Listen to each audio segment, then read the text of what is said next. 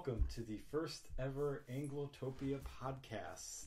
Yes, a long time coming, but much needed. This is an experiment. We're going to do a few podcasts and see how this works, and see if people want to listen to us babble on about various British topics. True, we have a lot to say on the topic. Our first podcasts, and probably the first couple, will be primarily about our trip driving from Land's End to John O'Groats that we took back in September. We have a lot to talk about with regards to that. So we might pepper in a Christmas podcast. It's just saying. Like I said, this is an experiment. We're trying to get our feel for doing a podcast. This is not something we've done before. For those of you who don't know us, I'm Jackie Thomas. I'm one of the co-founders of Anglotopia. I'm Jonathan Thomas, the other founder of Anglotopia. Most people who are listening to this probably know us, but for those who don't, Anglotopia was founded in 2007 in a closet in Chicago. Literally a closet in Chicago, you're not kidding. And ever since, we've been covering all things British, and it's been our full-time job since 2011. And this is sort of the natural progression of where we need to be going, because everyone's doing a podcast now, so we might as well do one as well. Well, and we want to go along with everybody, on your commute, or if you're on the treadmill, you can do it, listening to us. But hopefully you don't mind the sound of my voice. Yeah. So why don't we dig right in and just kind of talk about, we call it the LeJog, which was our trip in September. Yeah, it sounds vaguely French, but that's the accepted abbreviation for Land's End to John O'Groats. And what that entails is anybody who goes from Land's End in Cornwall, which is the southern and westernmost point in Britain, all the way through Britain to the north to John O'Groats, which is the northernmost point that you can get to by road. So a lot of people will drive it. A lot of people will cycle it, and quite a few people will run it, and some people will walk it. Yeah. Wow. Yeah. Impressive. Those things take varying amounts of time. It's just under 1,000 miles by road. Those are 1,000 British miles. Yeah, 1,000 British miles. So we'll talk about that. Well, I guess we could. I mean, we have this running joke in the Anglotopia office. A mile is a mile anywhere you walk or drive, or however you want to measure it. But for some reason, to us Americans, it seems like 1 mile actually equals about 3, 4. It takes you a lot longer to get wherever you want to go to in Britain, which is not necessarily a bad thing, but it's definitely something to consider when you're going to be traveling distances. Exactly. And in theory, and we've seen it even on Top Gear, you can do the drive in a day. That would be grueling. I mean, it's like driving from Chicago to Atlanta in a day. I mean, you can do it, and it's fine. But having done the drive, we would not recommend doing that, because you would literally see nothing. Most people who walk it take like 3 months. Or more. Some people will do it for charity. They'll raise money. I believe the cycling route takes 2 to 3 weeks. But we decided to drive it because we had limited time, and we're also not insane. No disrespect to those who do it for charity, who walk or cycle. It's just anybody who does it, walking or cycling, I doff my cap to you, because absolutely. it's an amazing achievement, because even the drive is grueling. So, yeah, actually it is, and I think that's not to kind of toot our own horn here as Americans. I mean, we've both seen big parts of America by car and done car trips and that kind of thing, and I will say that even in July I drove Chicago to LA over a couple of days, and Land's End to John O'Groats was way more strenuous, grueling. It was a lot harder. So now so we just kind of wanted to talk a little bit about the details of kind of the planning that went into it, and why we chose to go Land's End to John O'Groats instead of the other way around. I guess you can do it either way. Well, the big question was, how did the trip come about? Because we planned it for over a year. That's a lot of planning too. Yeah, back in the long days of summer 2017, a couple in Britain named Jeff Marshall and Vicky Pipe, they did a YouTube series where they rode the trains of Britain and visited every train station in Britain, called All the Stations. And we'll link to all this stuff in the show notes when we publish this. And I love the videos. Vicky and Jeff are great hosts, and I love watching their adventure. And as I was watching their adventure, I got quite jealous about it. I'm like, it's pretty insane to try. I think it's 2,560, 70 some train stations, and they did it in 3 months nonstop.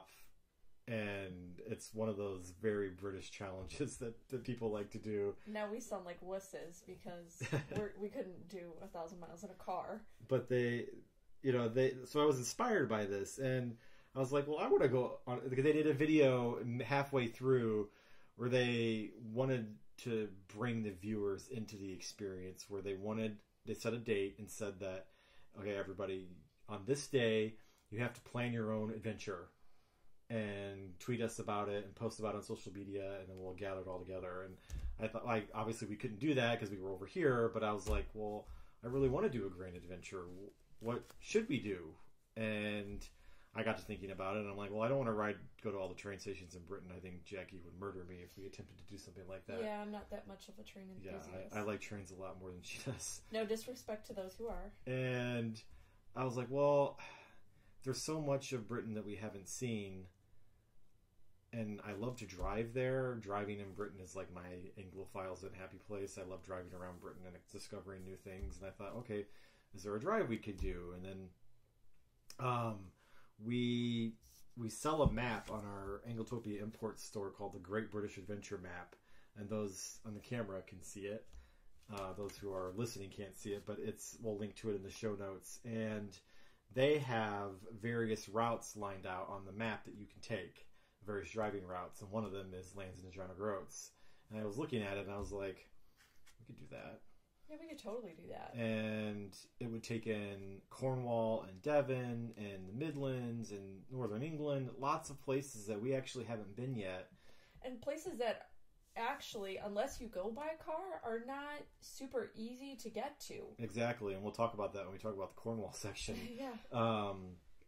So, and the big thing is it would take us to Scotland, which in 15 years of travel to Britain, we haven't been to Scotland yet, and it's high time we visited Scotland. Well, and I think it weighed heavy on both of us that there was a whole section of Great Britain that we haven't even dipped our toes in. It was definitely beyond time to do it. So we sat down and I'm like, okay, Jackie, do you want to drive from one end of Britain to the other? And she was like, sure. Yeah, let's go. Let's go. Well, and then before we move on, Vicky and Jeff wrote a book, which we'll link to in the show notes. It's called The Railway Adventures, and they talk about their whole journey. It's highly recommended. It's very good reading. Hopefully it'll inspire you to take your own journey. So then we had to decide kind of when we wanted to do it.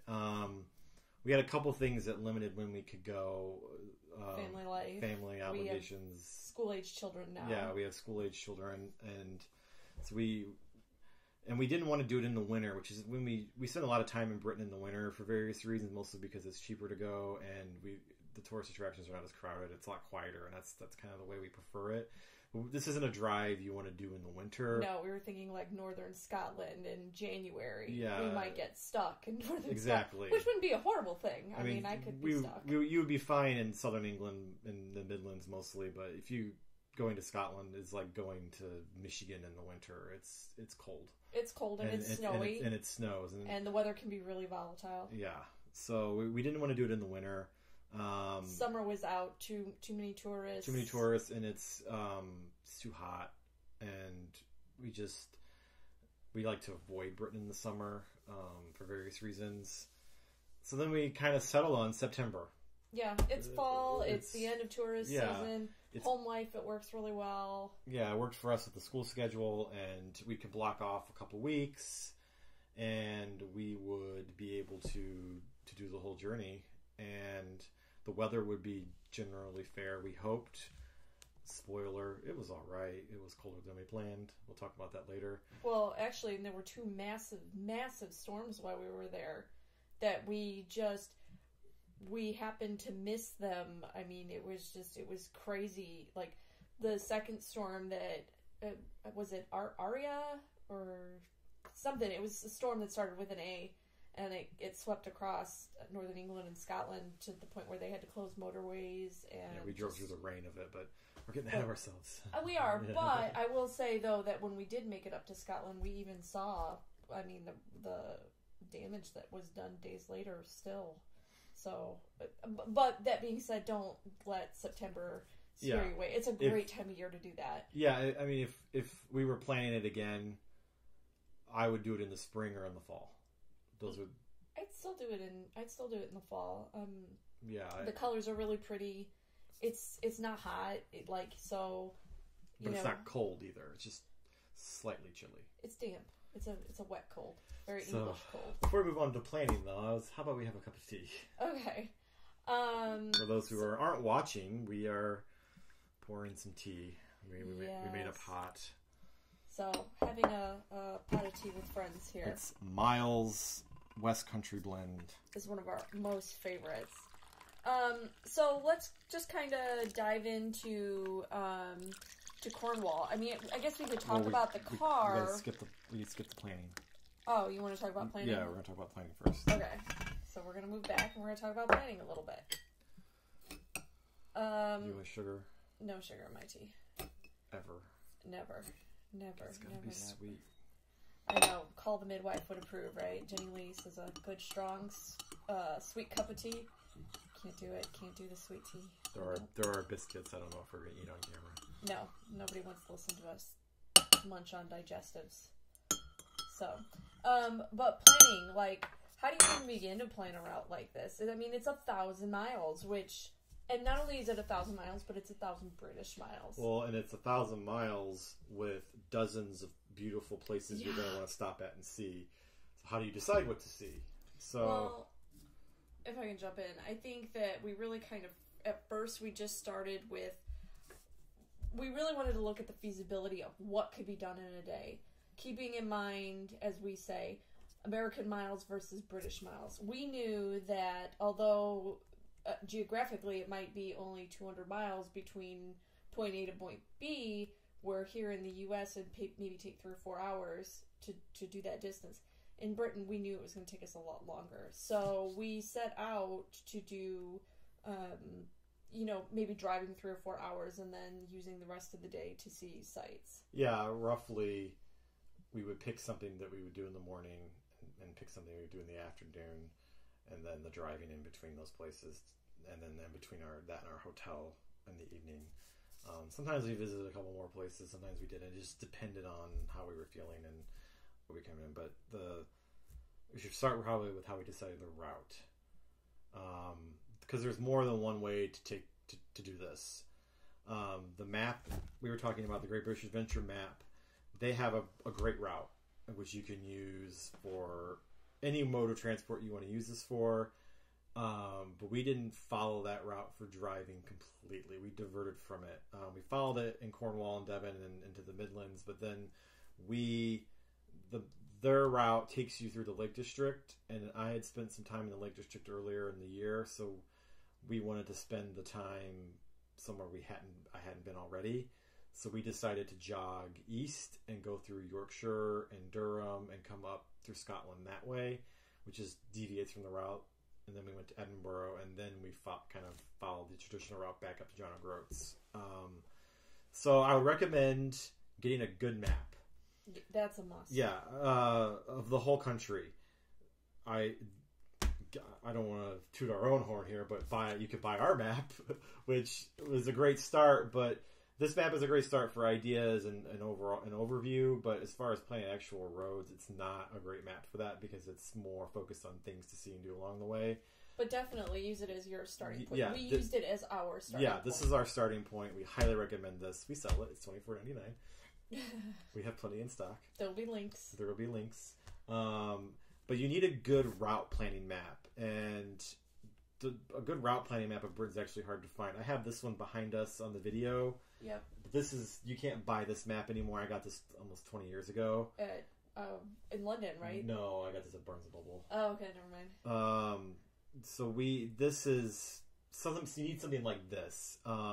Basically, almost a road atlas or a road map. Stanford's has a great route planning map, and that's exactly what it's called. It's called UK route planning map. It's on the wall in my actual office. It has all the major roads, but doesn't have attractions. So it's more for planning the actual route. And that's where the adventure map comes in. Yeah, and then you can compare the two side by side to sort of suss out where the things are you want to see related to the route. And that's the hard part.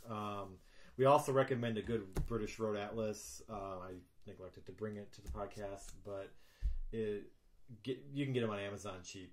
Because then when you get a good road atlas, it breaks it down almost by like sector in the country, and you can see the roads plus the attractions. Some people have hotels where the speed cameras are. Like it's real granular, and that'd actually be too much information. But bottom line, invest in a good map. Yeah, get a good map. Need it. And also, you need to be comfortable with Apple Maps and Google Maps. Yeah. While we were planning, I used Google Maps a lot just to route segments and figure out where things were and how long it would take to get places. I was going to say it was nice for time distances because we knew no matter what Google said it was going to take like a third longer. Yeah. I mean we really were going to take a little bit of time. So we wanted to make sure that we weren't packing our days so full that they were impossible. And even still trying, we found many days where we actually had accidentally done that and we really couldn't hit all the sites we wanted to hit. Yeah. So I actually had the whole route planned in Google Maps, but I didn't print it or bring it with. It was just kind of to give an overview because when we were actually on the road, we used the GPS Apple Maps on our phones to guide us to specific places. And that's a good tip though, is that when you rent a car in Britain, a lot of places will still offer what they call a sat nav. Yeah, most modern cars come with it. Sometimes you have to pay extra for it, but if you have a working cell phone or a smartphone, we could not have done the trip without our smartphones. So that's a tip: bring your smartphone. Bring your smartphone, but be prepared that you won't. For the data charges. Well, and you won't always get a signal at certain parts of this trip. So that's when the sat nav in the car comes in handy because that will work everywhere. And that's kind of how we did it, and as far as the overview of the trip, how we planned it, we wanted to start in Cornwall. We had never been to Cornwall. There was a lot we wanted to see and do. And when we have very good friends who own a cottage that we stay in a lot. I don't want to name drop them because they don't really want to be. But hello to them. Hi, they're listen. We know they're listening, but they don't really want to be a part of the media that surrounds the trip. So, I mean, you can occasionally see them in the background of the pictures. We respect that. We respect that. That's fine. Their family owns a holiday cottage in Cornwall, and they offered to show us around Cornwall for 3 days, which was hugely invaluable and amazing because we had personal guides for while we were in Cornwall, which probably we needed, and it was a great acclimation, and we saw things that we would not have gone to see because we didn't know they existed. So when we planned this trip, we wanted to spend at least 3 nights in Cornwall so we could see as much of it as we could before we moved on. So when we were planning the trip, we had to decide, how do we get to Cornwall? That was the big problem, is getting to Cornwall, because Cornwall is not close to anywhere. No, and it's remote. It's remote. It takes a long time to get there. It takes a good 5 to 6 hours by train. That's why when you watch Doc Martin and they say they had to go into London, it's an ordeal. It's a day. It's a day. And so it's 5-6 hours by train. It's 5 hours by car. That's if you don't stop. I mean, it's a good 300-400 miles, and you could actually. There was a news article a couple days ago. There's a airline that's going to start flights from Heathrow to Newquay. Sign me up. That would have been useful. Sign me up. That would have been useful 2 months ago, but they start next year. But I will say though that by far one of my most favorite memories, and it really was the beginning of our trip, is our British friends knowing that we were coming off of a transatlantic flight where we left at 9:00 in Chicago Central Time, and arriving, in London, jet lagged, and that in itself was just kind of a funny scenario because you don't want to be falling asleep in the back seat of somebody's car, even if they are dear friends. They made this delicious car picnic, and I have to make a side note here about my love for cheddar and onion jam sandwiches. Oh my god, there is nothing better than getting off of a flight and having a cheese and onion sandwich. I'm just saying, that thing was absolutely delicious. Yeah, so that's the decision we made. Is our friends offered to pick us up at the airport and drive us to Cornwall, so we didn't have to do it coming off a flight, and we didn't have Which to. we're so grateful. We would have not made it. One of the options we did explore and we were going to do is we were going to do the the Cornwall Riviera sleeper train.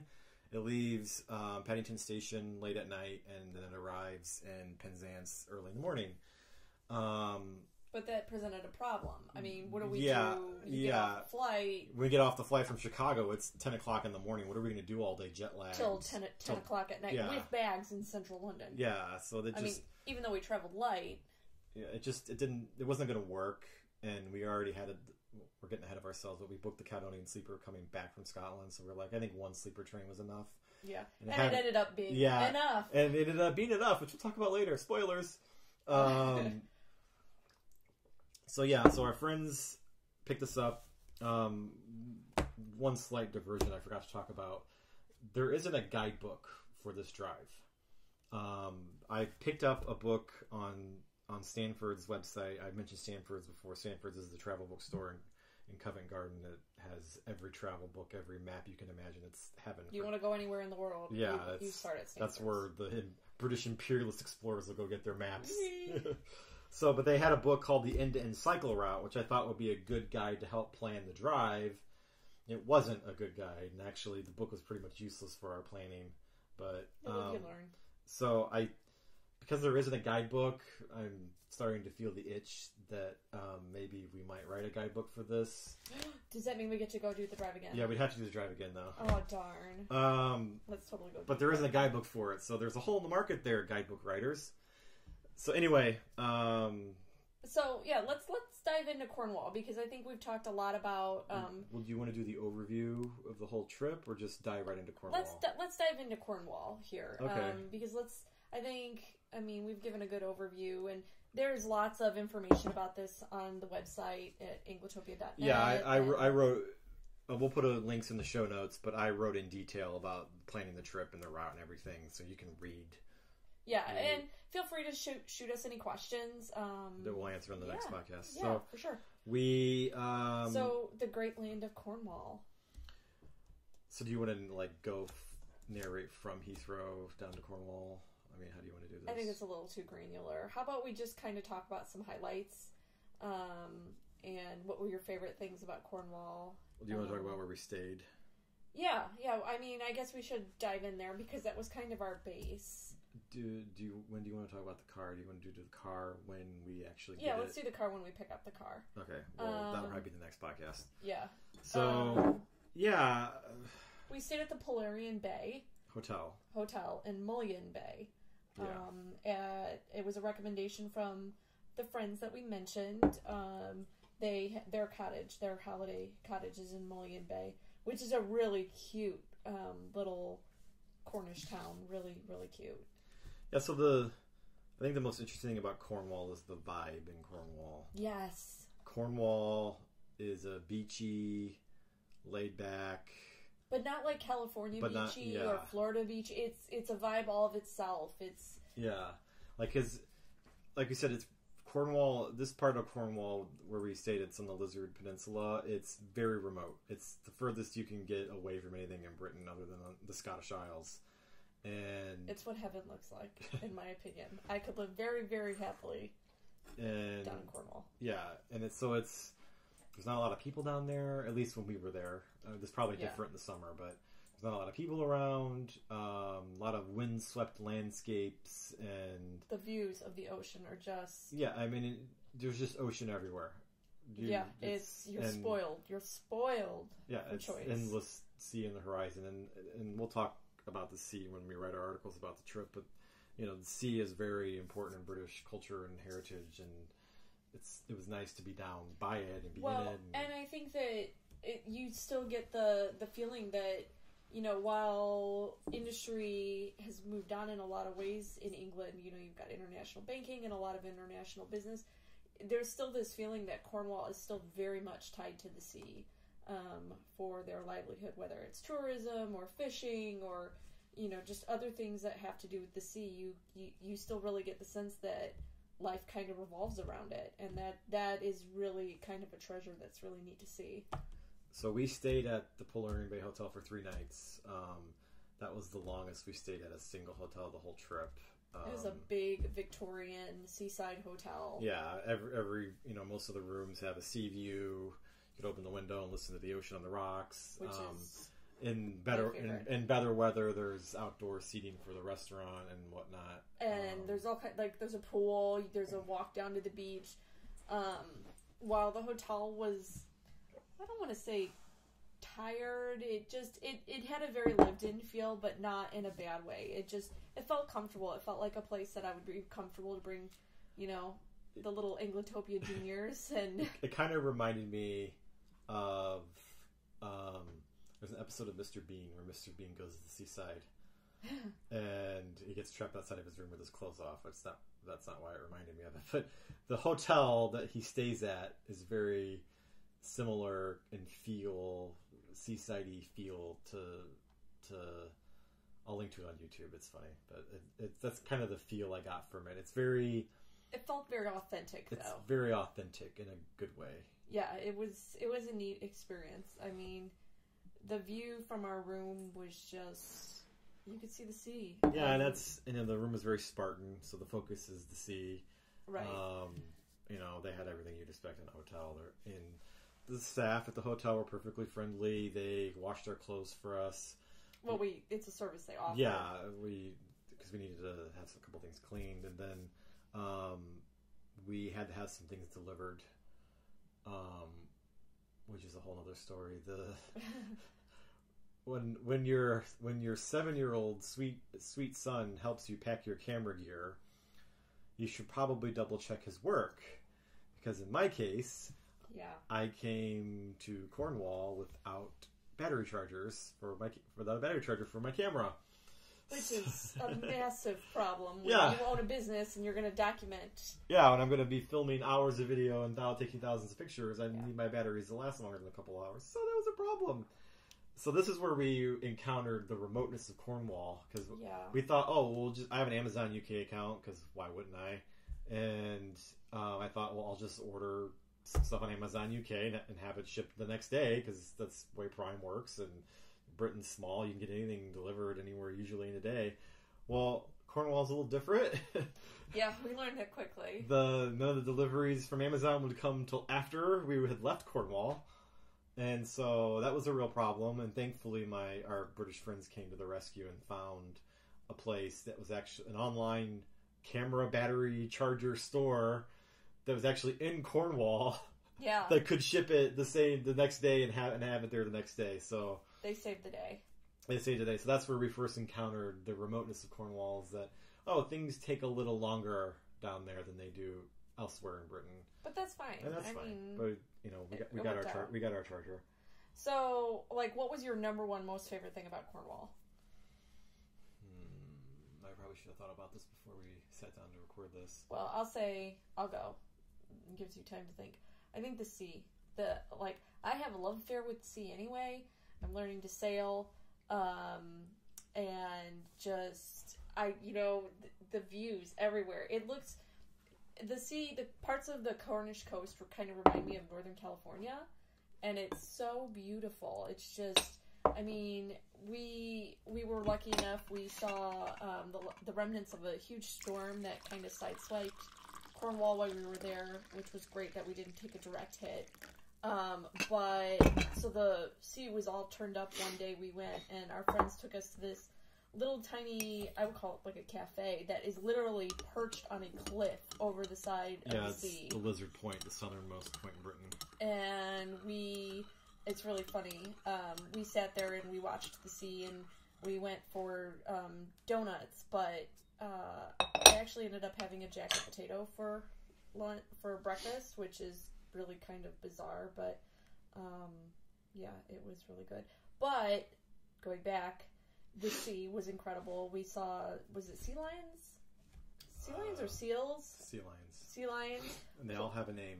And they were all playing in the surf. It was really an amazing experience to see. I think my favorite thing in Cornwall, if you heard a weird noise, it was our dog in his crate. He's a puppy. He's protesting. I think my favorite thing in Cornwall was when we went to go to where they filmed Doc Martin in Port Isaac. Yeah, that was neat. That was pretty cool. I'm a big fan of Doc Martin. I don't know how much of a fan she is. Yeah. We've watched it together, but I really like Doc Martin. In fact, I have the urge to go sit and binge it from beginning to end right now. It's a good thing to do in the winter. Although, like, the people of Port Wynn, like, after a while, when does the doc just, like, I can't help you people. Like, you guys keep getting yourselves into trouble. So we drove there. I think that was our second to last day in Cornwall, and it was quite a drive to get there. It was on our way. We were leaving Cornwall that day. Yeah, so it was on our way out of Cornwall because it's a bit remote. So we went to Port Isaac, and it was, unfortunately, it was mob with tourists even in September because Americans love this show, and it's very popular in Britain too. Well, there were people all over from all over the world there too. So there was people from all over the world coming to see Port Isaac, and once our friend who was driving dropped us off closer, and he had to go park in the car park, he had to go park far away. Poor guy had to walk. And when we walked down, and then like we rounded a bend, and there was the school, and there was the study, the bay, and then you could see across. See Doc Martin's house. It was exactly like it was when you watch a TV show, and I was like, "This is amazing. This is a real place." And side note though, the school is actually a really cool gift shop. I highly recommend. Well, it's next to the school. The school is a hotel and is a B&B and restaurant. Oh right, yeah, but the gift shop there is a lot of fun. So yeah. We'll have more thoughts about Cornwall when we write about it, or more about Port Isaac when we write about it, because it was very touristy, which is not necessarily a good thing. But was it very? I don't think it was necessarily very touristy. I think it was very tourist filled. But I also think most of the shops were geared to the visitors. But I also think that the town itself is kind of at that tipping point where it's almost like you can see where they've adapted to tourists and to becoming a tourist hotspot. Where they're kind of at that tipping point from it being kind of what you see on TV versus almost, I don't want to say a little Disneyland-ish because it has a negative connotation, but not. Yeah, I mean, pretty soon. I mean, if I can only imagine what it's like in the summer because we were in the bumper season and it was crowded. So yeah, I wouldn't be surprised if they have to like shut off the village or charge admission to get timed entry. That kind of thing. Because there are a lot of people who want to see it, but my favorite experience in Port Isaac, other than seeing it and going to the doc's cottage and having a selfie in front, was I tried a Cornish pasty for the first time, and it was amazing. That's a big deal, because you don't try new foods. Yeah, for those who don't know me, I'm a very, very picky eater, which is a problem when we travel in Britain, because the food's very different. And over the years, I've gotten better at it and stuff. And so I tried a Cornish pasty for the first time, which was very risky for me. Yeah. But it was delicious and it was amazing. Like, I want more Cornish pasties in my life. So that was probably my overall most favorite thing. You know, and also spending a lot of time with our good friends was Yeah, that is definitely up there. It was awesome. It was nice. I mean, they're like our surrogate English family. So it was like three, almost 4 days, right, with them, and it was just neat. Hopefully they didn't get sick of us. Right. We've known them for a long time now, and we've watched their family grow, and they've watched our family grow, and it was just kind of neat to be able to spend the time with them and really have them show us a place that is so near and dear to them. And it was great that, we were with somebody that, knew the back roads and knew how to get where you wanted to go quickly, and that was a big thing. I will say one of the struggles for me, and it was just me, and it's no bearing on our lovely hosts at all. Cornwall the roads are real twisty, turny, and hilly, and you move around a lot in the car. So if you are prone to car sickness or motion sickness in the car, be mindful of that. Maybe bring some Dramamine with you or some anti-nausea.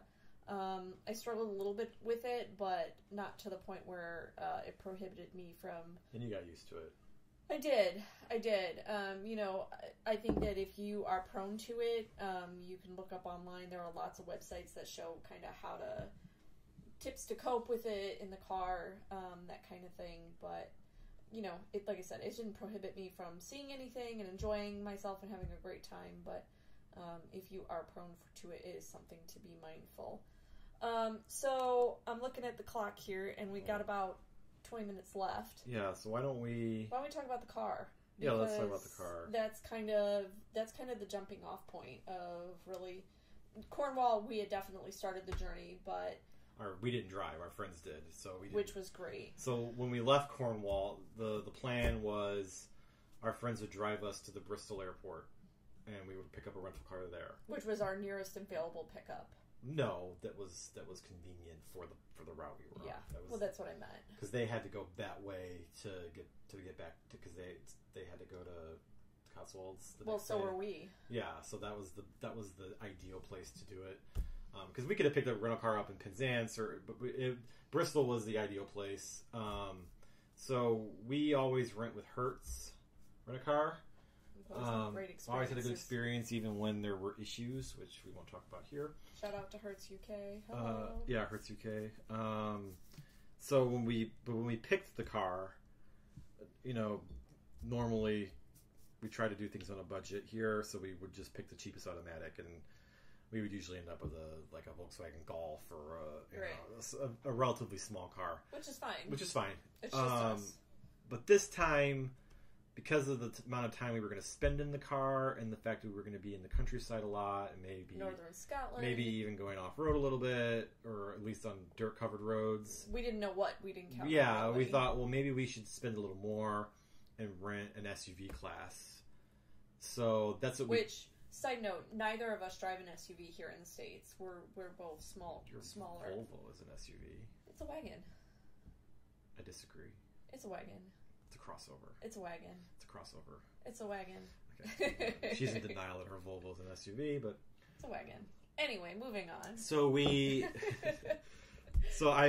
booked an automatic SUV class, which was like, it didn't cost that much more. I think it was like $100 more total. Side note too, that was the right choice. Yeah, and I don't have the numbers with me, but I think we paid $500 or $600 total for the rental, which is not bad. Which is for 9 days. Well, and explain what happened. Yeah. Then okay. You go, okay, so wait, really isn't. We're getting ahead of ourselves. So we get to Bristol Airport, which has the worst signage imaginable. Yes, I can confirm this. Our poor driver who just couldn't find where to go, and we got to the Hertz place. It turns out that's where you return the car, not where you pick up the car. So you had to walk around, and it was a nightmare. So we finally picked up the rental car, and they're like, "Oh, well, it's a Land Rover Discovery." We did not rent a Land Rover Discovery.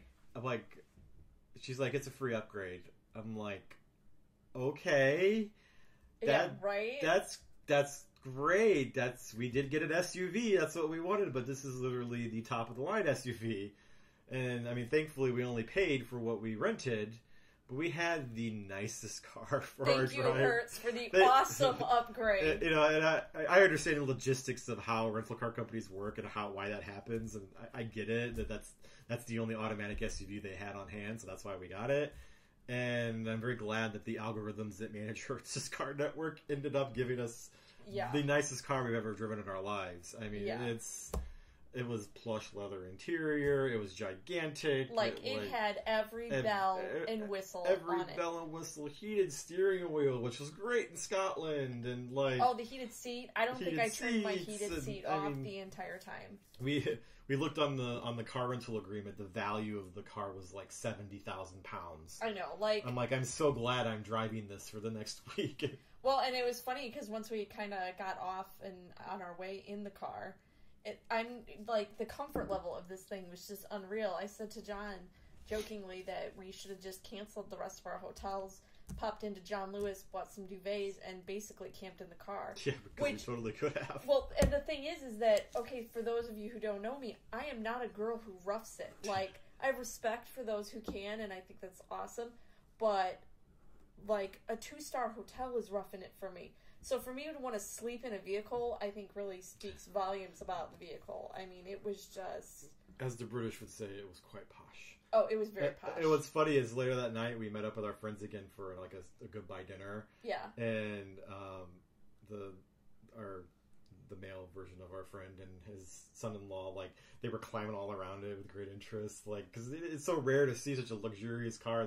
The word S used was it's overspec'd. Yeah. Which is the most understated way of saying that the car is ridiculously over the top.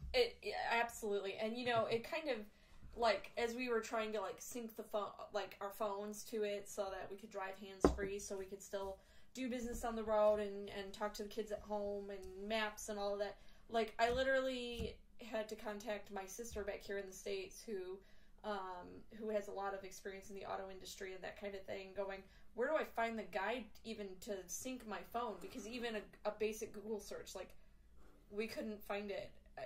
It was so luxurious and overdone.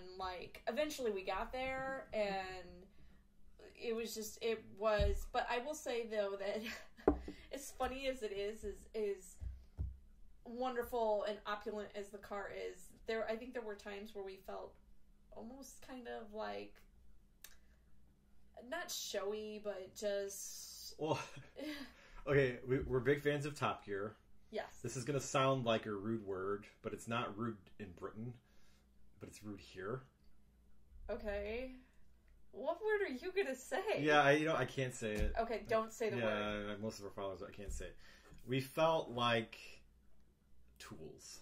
Yeah, a little bit. We felt like those Americans. Yeah, we felt like those Americans in their giant car come barreling down a single track lane in their Land Rover, get out of my way.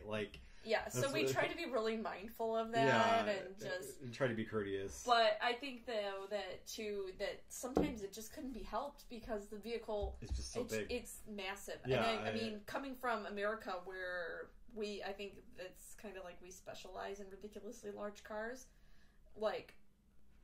this was trying to get this thing in a car park, which if you've ever driven in a British car park, it's like performing surgery anyway.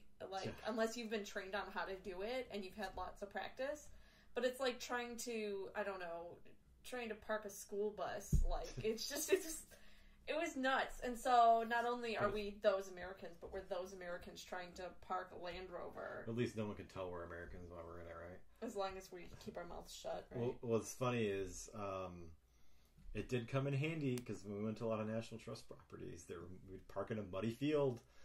Yeah. And we didn't have any problems in our Land Rover. Well, even, far northern Scotland, although there was motorway the whole way, there were parts where it was real hilly, and it was, I think that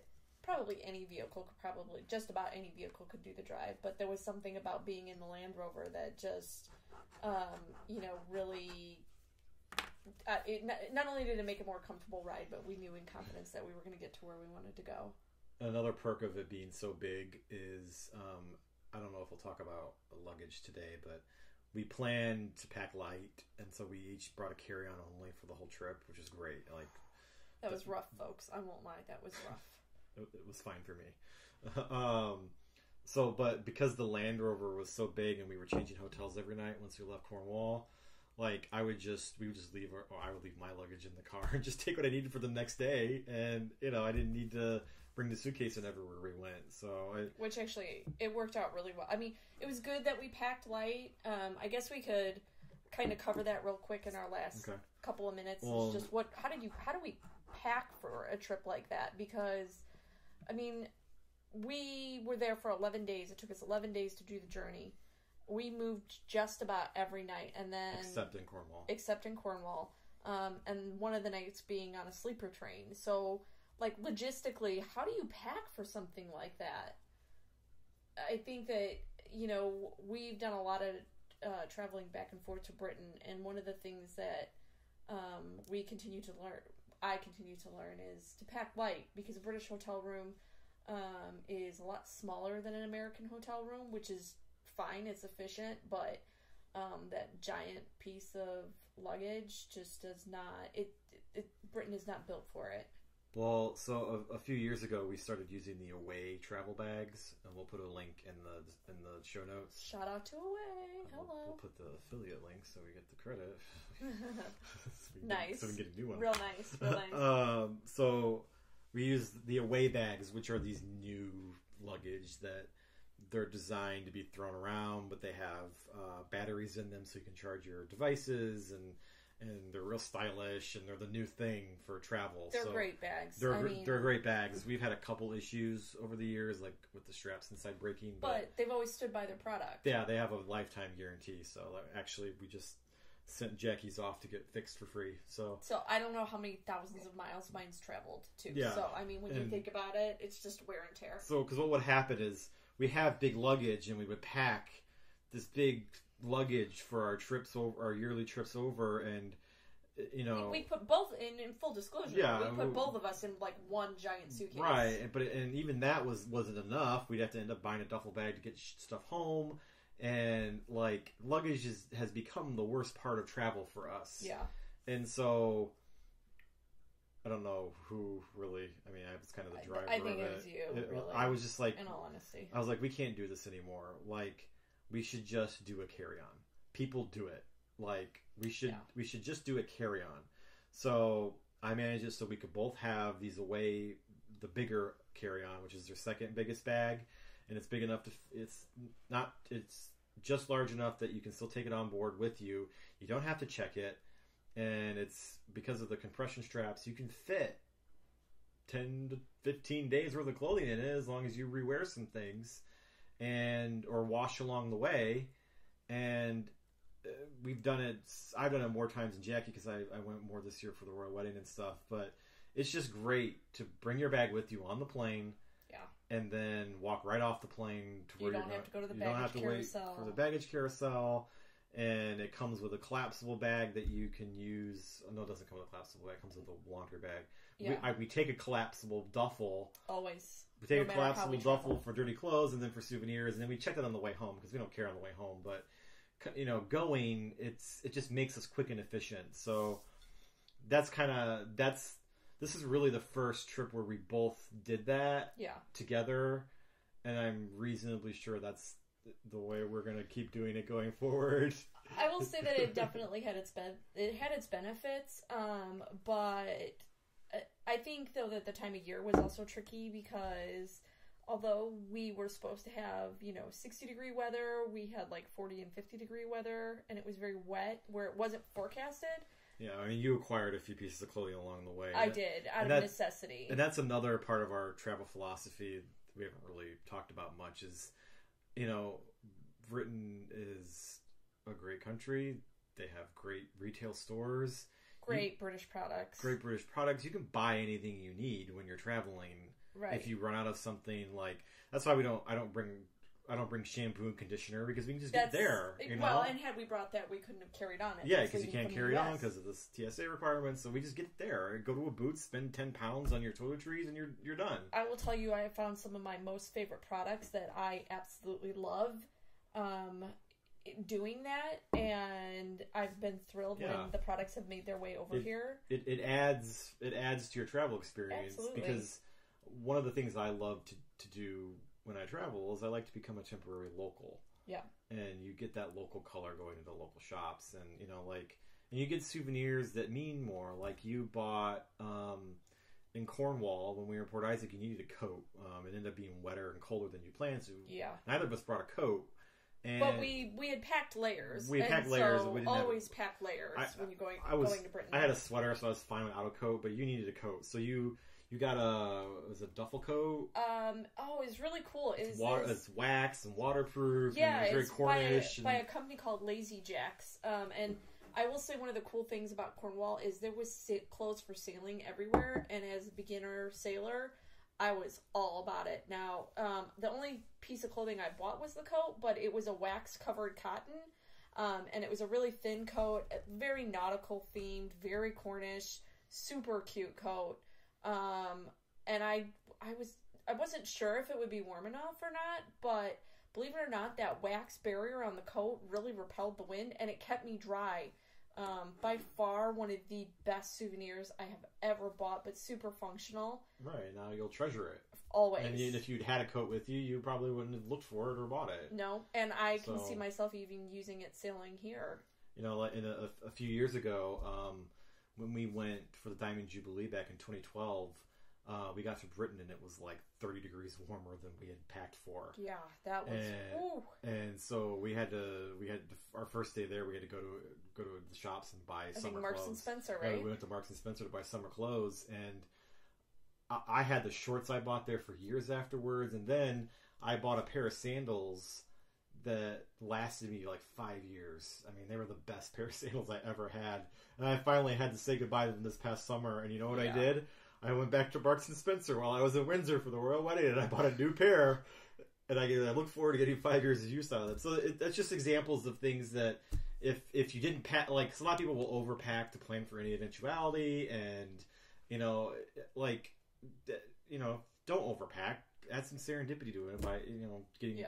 I know a lot of people travel on a budget, and that's why they do that. And you don't necessarily want to spend your trip money on a piece of clothing or shoes or whatever. But speaking from experience, you'll do it. You'll treasure those items more because you got use out of them, and they're British. And it's better than being too cold or too hot, or your feet hurt or whatever, and being miserable the whole time. I wanted to go into a little bit for those who wonder, like, how do you pack 11 days worth of clothes into a carry-on? Because that seems like a feat of engineering, but... Well, do you want to do from a man's perspective and from your perspective? Yeah, I think that's a great idea. Do you want me to go first? Or you want me to go first? I'll go. Okay. So, one of the things that I highly recommend is pieces that mix and match. I started doing this a couple trips ago, and I would kind of put 4 or 5 outfits together where everything matches, and I could wear it a lot of different ways. I think layering as well was key. So, like, I could bring a sweater, but as long as I felt comfortable. As long as I put something else underneath the sweater, then I felt like I could rewear the sweater again. So clothes that you can rewear again. I will say the only thing that I brought enough of where I either didn't rewear, didn't wash in the hotel sink, were probably socks and undergarments. Like, for me, those are no-goes. Like, I'm not going to rewear that. But other than that, so I brought a couple pairs of pants. I brought a lot of skirts with tights because they packed really thin. But I was still warm enough. I packed I think 2 or 3 pairs of shoes, a sensible walking pair, another more casual pair, and then a pair of dress shoes for a nice dinner, which seems excessive, but I have a thing for shoes. And then I made sure pathological. It's expensive. I will say I also made sure to bring something for a nice dinner. Most places we stayed at had nicer places to eat, so it was appropriate for us to kind of dress for dinner. So, that's something that I kept in mind. And then as far as, like, toiletries and that kind of stuff goes, like John said, like, we bought shampoo and conditioner and toothpaste. You said Boots. You could do Superdrug. Some of the bigger grocery stores will have that kind of stuff. And it's a fun adventure trying to, find products that you really like. As far as toiletries went, I made sure that anything I couldn't live without, I had travel sizes. And, I just knew that whatever I took with me in my carry-on, had the TSA said, no, you can't take that, you have to leave it behind, I was willing to leave behind anything that they wanted. So, knowing that I could buy whatever I needed in Britain, and actually, it had its drawbacks, like having to compress the suitcase every day, like that was not my favorite part. That's why I liked opening it in the back of the Land Rover and just leaving it there, because then you just get what you want for the next day, and then you don't have to do that every day. But so I had my carry-on with my stuff in it, and that's kind of how I went about packing. I kept my accessories to a minimum. I mean, if everything matches, you can use 1 or 2 accessories to kind of carry it through. Definitely bring a scarf, not like a winter scarf, like a decorative scarf. Such a versatile accessory. You can wear it a lot of different ways, and it will keep you warm if you need it. And then the only other thing I packed was a briefcase, so we could work on the road and that kind of thing. So really just 2 bags. Well, and I must say, and you'll see in the pictures when we publish our diaries, that you looked great every day. Oh, you're sweet. You did. You looked fashionable and lovely every day. Oh, I love you. So. Okay, how did you pack? So I'm a little different because I'm a man. I don't hope that sounds sexist, but yeah, it does. I'm a man of simple desires. So my uniform in the office is a t-shirt and jeans every day. An Anglo tees. And my t-shirts come from Anglo Tees, our t-shirt business. So I literally have a closet full of these. No joke, he really does. It's actually avalanching out at the moment. Yeah, I really need to do a cleanup. So these are thin and small. So I packed over a dozen of these. Yep. And then I also packed a couple dress shirts and a couple polo shirts for when I need to smarten up. Because while I'm fine being comfortable in a t-shirt most of the time, these trips are also business trips, so I need to look decent and presentable, at least when we're on camera. I think I packed 2 pairs of jeans plus the pair of jeans I was wearing, so that you can rewear a pair of jeans 3 or 4 times. That's not gross. So, it's a little gross. It's jeans, and then so when we in Cornwall, we had them clean the pair of jeans I wore over, so that I had enough jeans for the whole trip. And then I also packed a pair of khakis for when I had to smarten up to go with the polos, and then enough socks for the day for the whole trip. Because I'm not going to wash socks, so I always pack a couple extra pairs, and then undergarments, and then I didn't pack a coat because it wasn't supposed to be super cold. It was super cold, but I'm glad I brought a zip-up hoodie with me. I didn't bring the Anglotopia hoodie. I should have, but I thought you did. No, I brought the purple one, didn't I? No, you brought an Anglotopia hoodie. I brought the Anglotopia hoodie, which were linked in the show notes. When you weren't living in it, I was, because I was freezing. It's a very warm. It is. It's very warm, so it was good enough because we weren't outside much. We were either in the car or in a stately home, like we weren't, or like in between the car and somewhere. Yeah, we were never really like outside. We didn't go for any long walks, so. It was fine. Because we were cold and we weren't necessarily equipped for it. Yeah, it was fine. It ended up being okay. And so, because I remember when we were packing, I was like, Jackie's like, bring your coat. And I'm like, I don't have room for my light jacket. And because I have a nice light waterproof jacket. There was no room for it in my bag. I'm like, I'm not going to carry it on the plane. I'm like, I'll just be fine without it. And I was fine without it, but I kind of wish I had brought it. You would have been more comfortable. I would have been a little warmer, especially in Scotland. Yeah, it's very windy.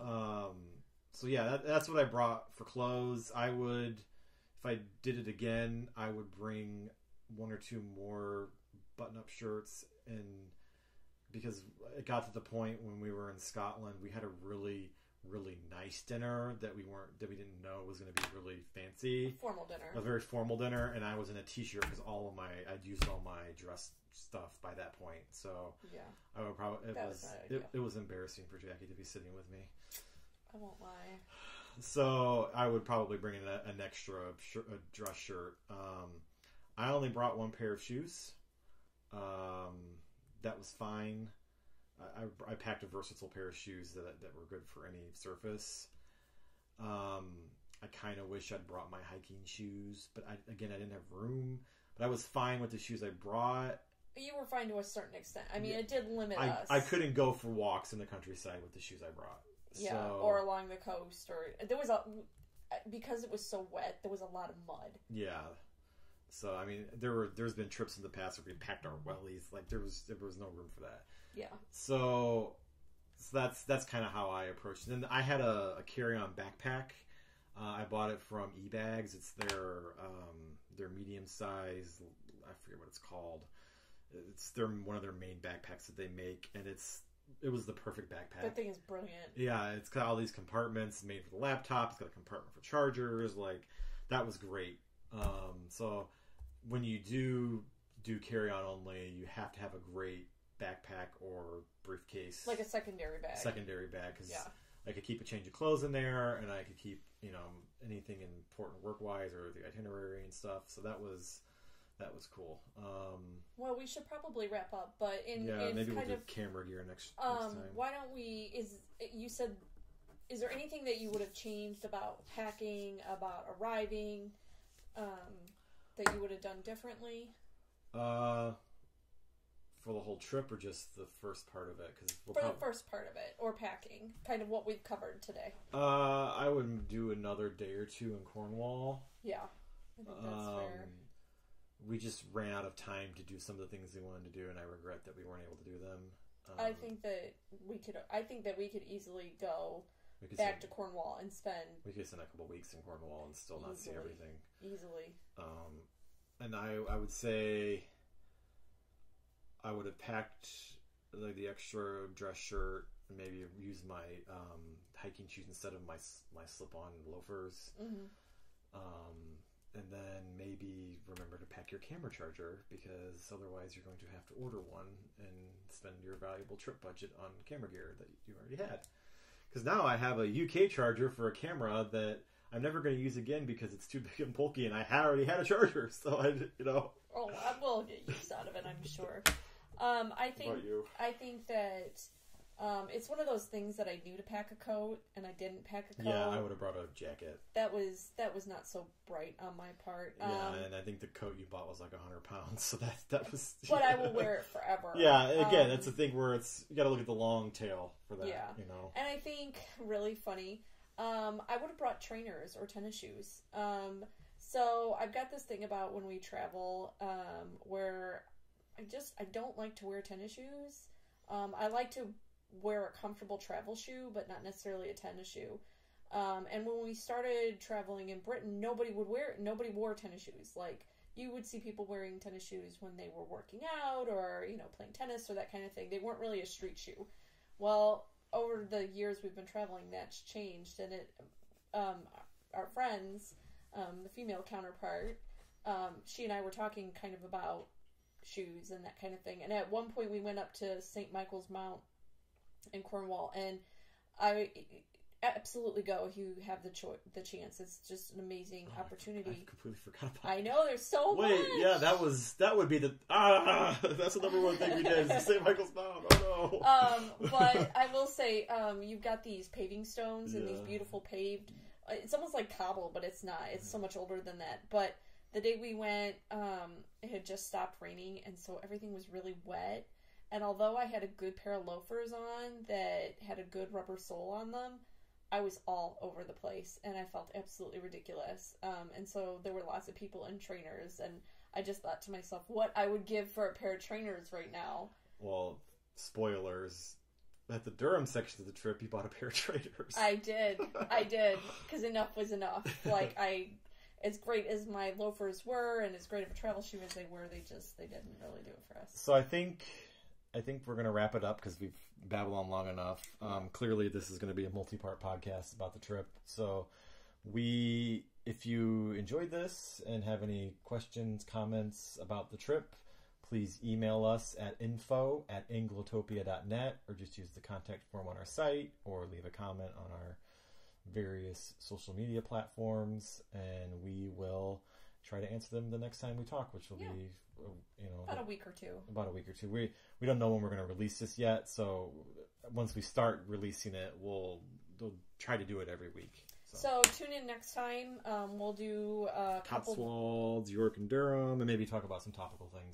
Yep, definitely. And then after that, probably Scotland. We might throw a Christmas podcast in the mix here, as it is December. And thank you for taking the time to listen to us. And we look forward to questions, comments, productive feedback, that kind of stuff. Thank you so much. Thank you.